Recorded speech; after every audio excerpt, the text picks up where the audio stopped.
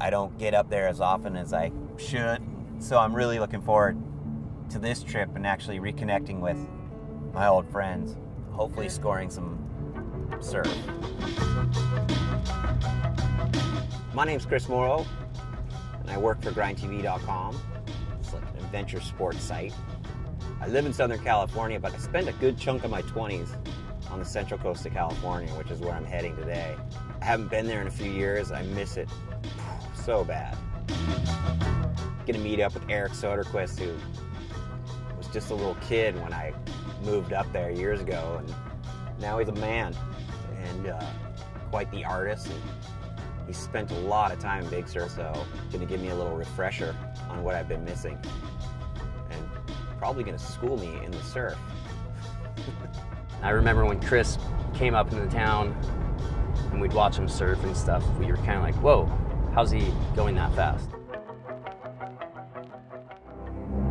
So when I moved north, I came to San Luis Obispo, which is one of California's old mission towns. And it's just big enough to keep things interesting, but small enough to where everybody knows everybody.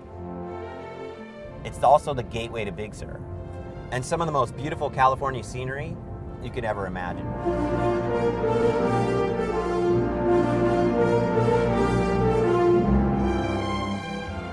I told Eric it's not really about the waves, I just want to drive. I just want to get up there and head up towards Big Sur and reconnect with that place.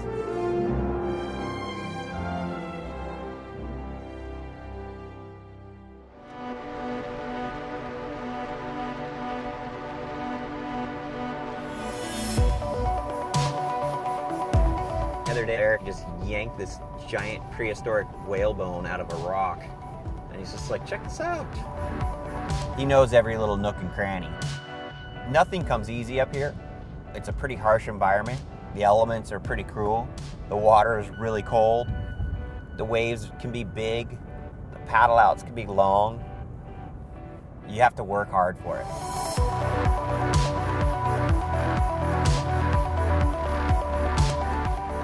Can't see a lot of the best waves from the road, so you got to get out, hike across a field, walk across a long beach, hike up a hill, just to get a vantage point.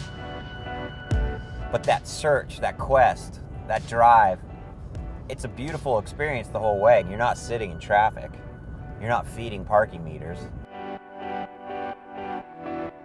I've traveled the whole world, and still when I get home and go back up there, I'm in awe of how majestic it is, and beautiful blue ocean, the wide open expanse of it.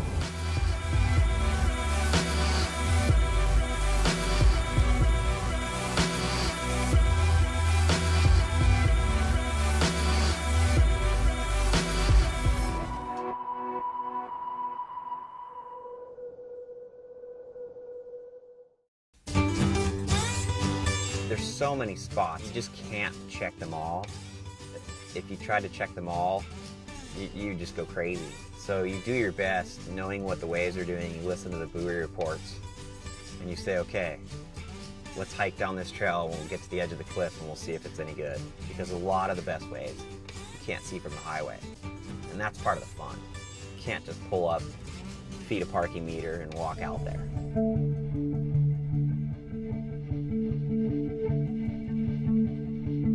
San Simeon's a beautiful little town. There's a reason why Hearst built his castle up on that hill. It's one of the best climates on the California coast. I mean, he camped there as a kid and could have built his castle anywhere in the world, and he chose here. There's not that many places where you could be driving up the coast, check a sea otter on one side and zebras on the other. Zebras are obviously a result of William Randolph Hearst, but when you see a herd of them on the side of the highway, you don't really care how they got there. You're just kind of blown away. Waves are so fleeting. We surfers, we chase them our entire life. Up here, I think the biggest takeaway was the waves ridden are the first thing you forget. What you don't forget is just that long drive and those conversations that you had with your buddies. and the things you saw along the way. Those things stick with you forever.